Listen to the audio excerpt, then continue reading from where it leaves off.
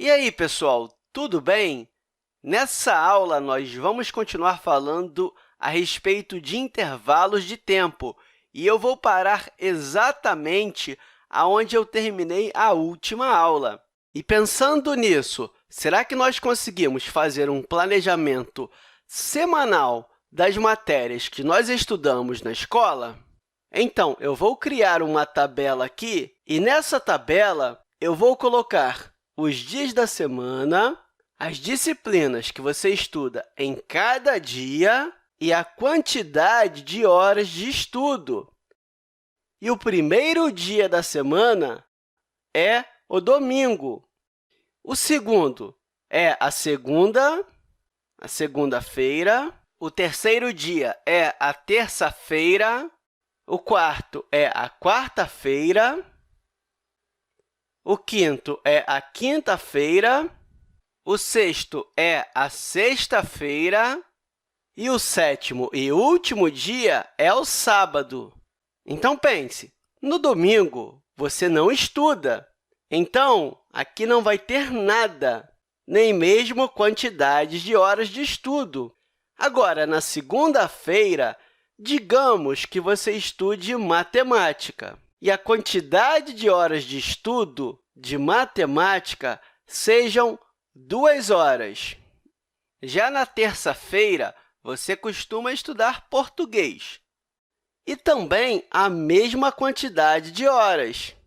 Na quarta-feira, você estuda geografia e a quantidade de horas de estudo é 1 hora. Já na quinta-feira, você estuda ciências e você também estuda 1 hora de ciências. E, por fim, na sexta-feira, você estuda história e a quantidade de horas de estudo é 1 hora também. No sábado, você também não estuda, né? Por isso, não vou colocar disciplina aqui, nem quantidades de horas de estudo. E aí eu te pergunto, além dos dias da semana, você consegue perceber algum outro intervalo de tempo? Pause o vídeo e tente responder. Olha, o que eu fiz aqui foi pegar cada dia da semana e pegar um pedacinho de hora para estudar cada uma dessas disciplinas aqui. E nós vimos anteriormente que um mês pode ser dividido em semanas. E as semanas elas podem ser divididas em dias. E o interessante aqui também é que os dias eles podem ser divididos em horas. Isso porque um dia ele é dividido em 24 horas. Então, o que eu quero dizer com isso é que o tempo ele pode ser dividido de diferentes maneiras, ou em meses, semanas, dias, em horas e até mesmo em minutos. E entender esse intervalo de tempo te ajuda em suas tarefas diárias. Por exemplo, se você tivesse essas aulas aqui, quantas horas de matemática você iria estudar em uma semana? Olha, eu só estudo matemática na segunda-feira. Nos outros dias, eu estudo outras disciplinas. Isso significa que eu tenho uma quantidade de horas estudadas de 2 horas. Então, durante uma semana, eu estudo matemática por 2 horas. Agora, em um mês, quantas horas de matemática você irá estudar? Vamos supor que eu queira contar a quantidade de horas estudadas de matemática no mês de maio.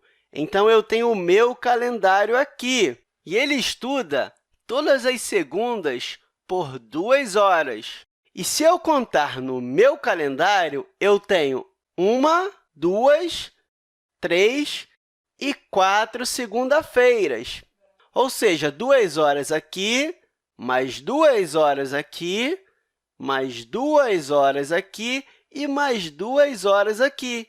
Ou seja, 2, mais 2, mais 2, mais 2. E se eu juntar essas duas quantidades aqui também, duas quantidades com duas quantidades dá um total de 4 quantidades. E se eu juntar essas duas quantidades aqui, eu também vou ter 4 quantidades. E se eu juntar os dois, eu tenho um total de 8 quantidades.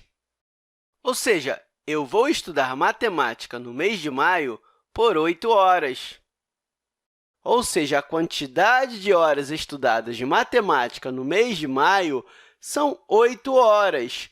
Mas, claro, isso no mês de maio. E isso pode variar de mês para mês. E se, em vez de eu contar as horas, eu quisesse saber a quantidade de dias que ele vai estudar no mês de maio? Eu posso subir de novo e ir no meu calendário. Como maio começa no dia 6, nós temos 1, 2, 3 e 4 dias que ele estuda matemática, ou seja, as segundas-feiras.